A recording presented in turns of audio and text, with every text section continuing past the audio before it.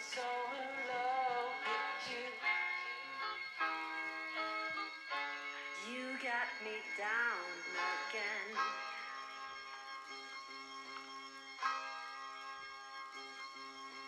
again. We've arrived. We're in a northern part of the country known for its beautiful beaches, expansive boardwalks, and significant heritage. Lots of firsts here. The first ever baseball game was played here, the light bulb was invented here, and the first ever drive-in movie theater lit up here. And with its proximity to one of the world's largest cities, it's a pop culture mecca. Listen to this group of A-listers that calls this place home.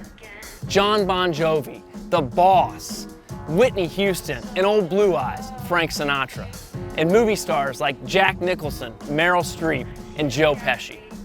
Oh, and the culinary scene. Now, while you might not read about this in Food and Wine magazine, we're in the diner capital of the world, known also for the first slider. I gotta find myself one of those greasy spoons. Where in the world is D&L? Welcome to New Jersey. Lots to do here. Let's go.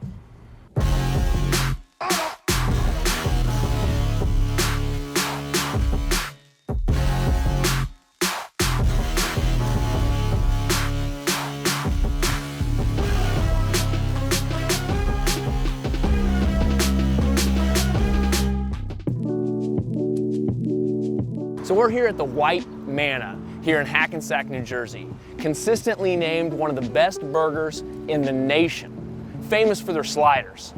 Let's go take a peek. 10 sliders, 4 fries.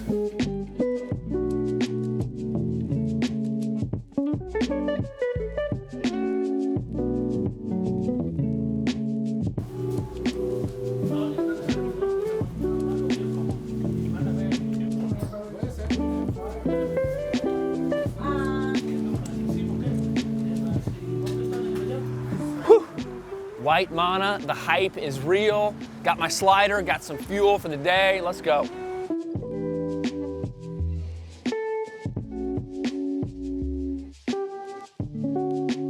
We're at the offices of Concord Logistics. Now, this office is successful partially because they're so competitive.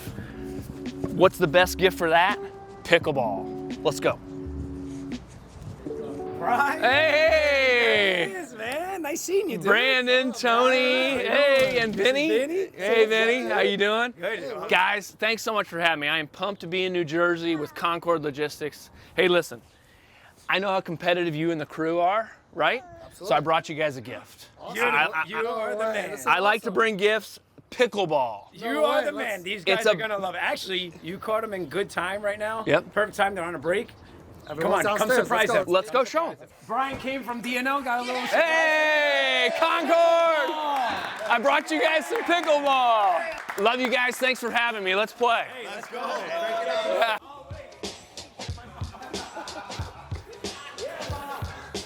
All right, fellas, so we're here in New Jersey today at the offices and warehouse celebrating Concord Logistics. Thank you. Appreciate it. Yeah, Brandon and Tony, thanks for joining us today.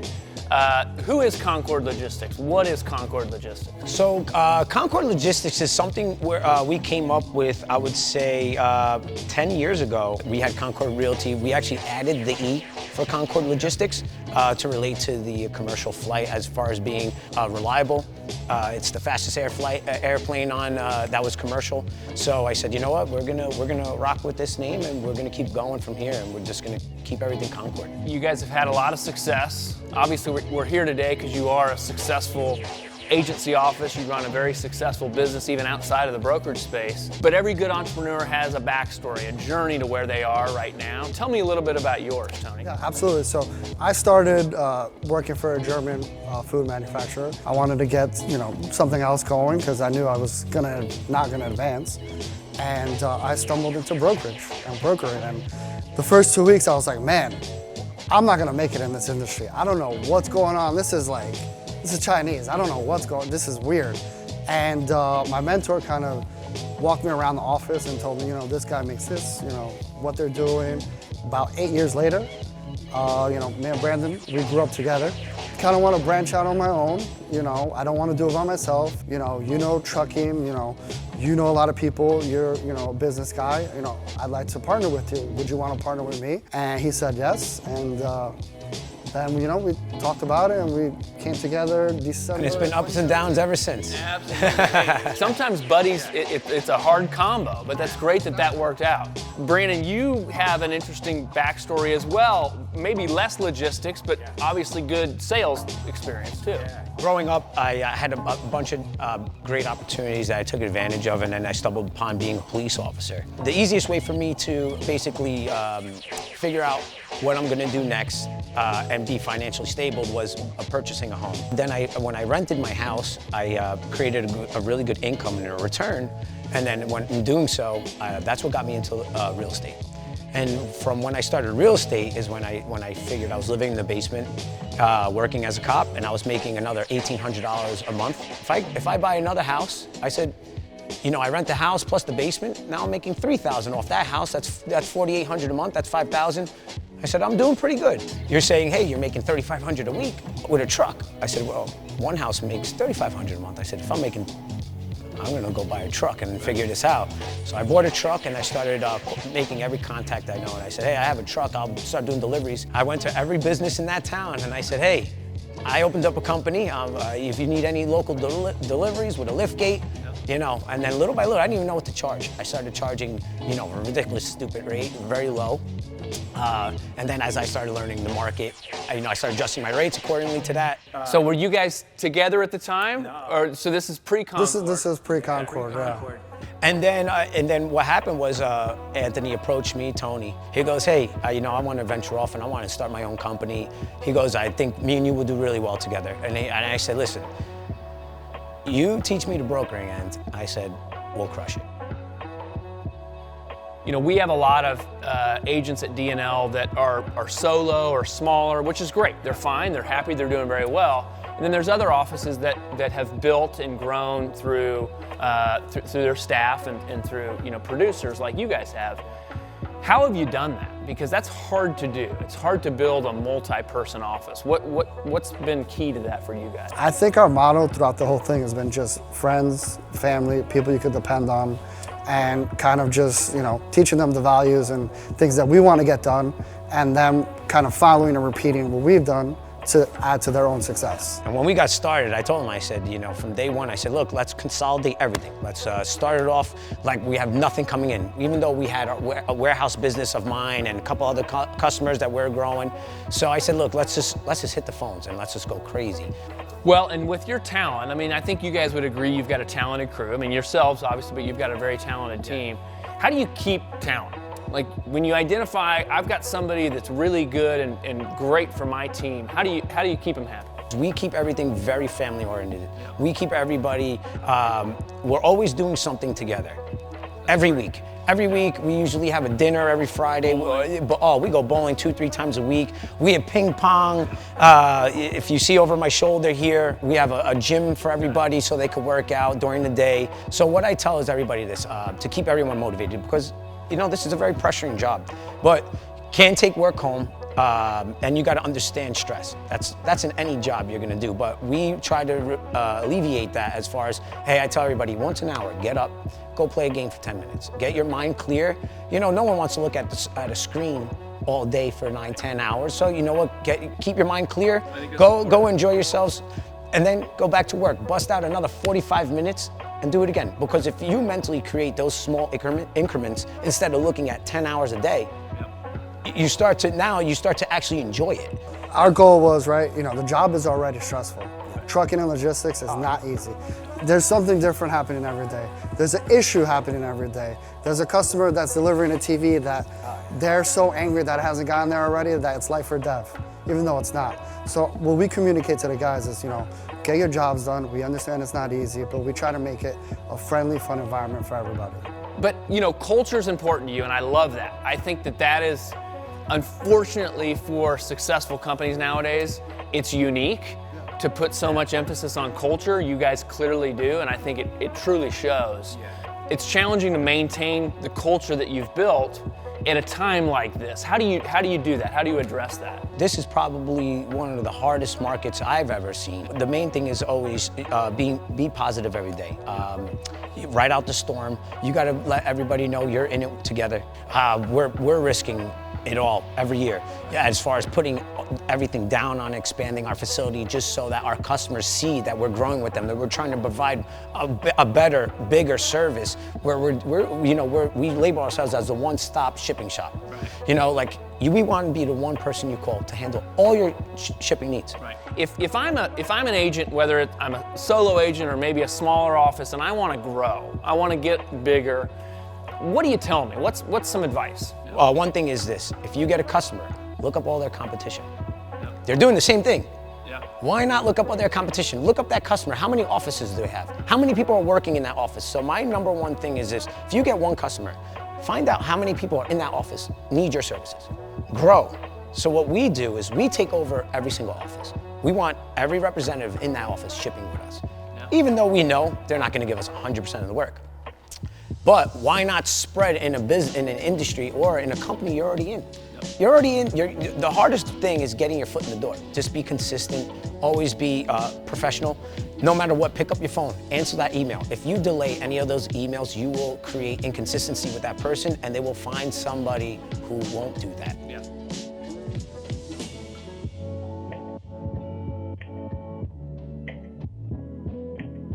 You can't underestimate referrals. How do you guys, how do you implement that into your business development? They'll refer us automatically without us even having to say anything. Yeah, you get a referral. You're 90% in the door. Some of these customers we worked with for so long that they want to say, hey, my trucker's the best. Use my trucker. He'll take care of you. You've built this relationship with this customer, so now it's like, hey, how's your kids? You know, how's the wife? You know, so you have a good bond. So asking them to refer you. And they'll be more than happy to help, to say, hey, I you know, this isn't going to take away our services to you. I just have so much more availability. Can we help someone else? And you'll help me out as well. And I'll tell you what, you provide a good service, these people will be more than happy to help you out. If you could jump on the phone twice a week with that person, you'll develop a bond quicker than somebody else is typing away on a computer. You know, because they could hear your voice, they could tell if you need more help, or you're sincere if something went wrong, and say, hey, jump. And especially if something goes wrong, get on the phone right away. Don't waste any time. The number one thing is if you can resolve an issue, and they know that you're reliable, that we're in an industry with issues every day. It's uncontrolled. We can't control that. But if they know that you have a plan B, you advise them right away. Their customer's not left in the dark. You provide that amount of professionalism into that service, they won't want to go to someone else. And I'll tell you what, they will pay a higher price just to stay with you. Right? Guys, thanks so much. Congratulations on building such a great brand, Concord Logistics, a great culture, a great company. Really proud of you guys, honored to be here. I can't stop staring at this ping pong table. Hey. I'm competitive, I know you're competitive, I know the guys are competitive. You guys want to get a little tourney going? It's had your name written on it. Let's go, let's go.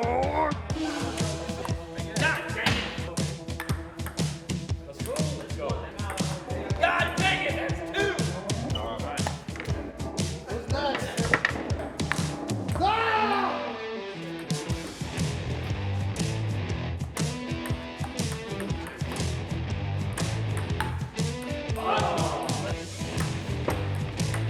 Ah!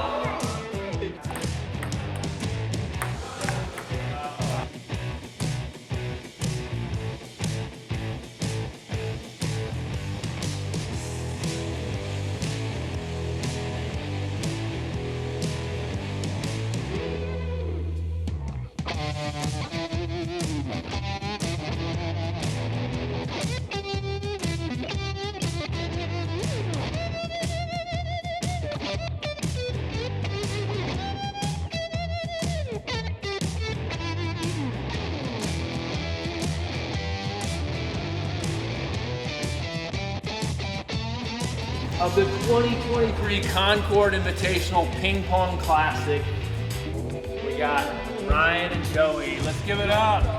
All right, so what do we, yeah, go ahead. What do we have to present? Here we go, we got the belt for the boys. You know, they did it, they fought strong. They actually probably never lost a game, I don't think, right? Did they lose a game? They lost one to you. All right, well, they lost one to us. I think they cheated a little bit, but hey, that's me. I don't know. Who knows? Congratulations, boys.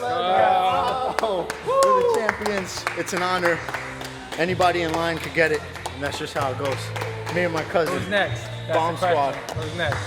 Here, put this on, lady. Let's go. Let's go. Guys, I'm taking this thing home. it's been an honor. That's what we do, boys. Whew, those Concord guys take their ping pong pretty serious. You know what Anthony takes serious? His pizza. Let's go check out his new restaurant, Tua Pizza. Well, so Anthony, you've obviously shown some success in the logistics space as an entrepreneur. This is your new venture, branching out a little bit outside the logistics space, a restaurant. Tell me a little bit about it. Yeah, it's been definitely interesting and crazy process that, you know, I read and did a lot of research on it. I just didn't realize every individual town is different and, you know, they have different processes and things like that. But it's been a great learning process because everything you do, if you don't get into it and learn it, then you're not gonna know it. You know, you can read about it, you know, you can study it, but if you're not actually doing it and involved in the process, then you're never gonna know. I've eaten a lot of pizza. I don't think I've ever had a Roman pizza, so I'm pretty pumped up to try it. Tell me about Roman pizza. Pizza's pizza, right? So the difference is that the dough is fermented up to 72 hours. So it's a lighter, crispier dough and just not as filling as a regular pizza. So that's the crust. Is everything else pretty much similar? Yeah, Cheese we have the same, toppings? Cheese the same, Yeah. toppings the same. Okay. You know, we're using fresh farmer market, you know, from farm to table ingredients. Tua Pizza? Am I saying that correctly? Tua Pizza. Tua Pizza. Yeah. It rolls off the tongue. What does that mean? So it means, tua means your, and Okay. pizza means dough in Italian. So Ah. it means your dough. Okay, I love it. I love it. And that plays on the creativity, the uniqueness of The of Roman Roman pizza. pizza. Yeah, absolutely. I love it. And when's opening night? Opening night, like it to be second week of June, third week of June. Okay. Something like that. All right. Well, it's unfortunate we can't try a slice today, but we'll be back, and I'm really excited for you. So, Absolutely, thank yeah, you. Yeah, good luck. Whew, what a day. Got to ride a ferry and bounced around New York City, hopped back over to New Jersey, went to the well-known White Manna and had some of their famous sliders. We rode through Inglewood and stopped by Anthony's new restaurant launch, Tua Pizza. But this trip was all about Concord Logistics. We celebrated Brandon and Anthony and their great crew. We had some friendly competition, got to crown a doubles ping pong champion, and most importantly, we got some great insight into what makes Concord so successful. That's a wrap. I got a ferry to catch. We'll see you next time on Where in the World is D&L?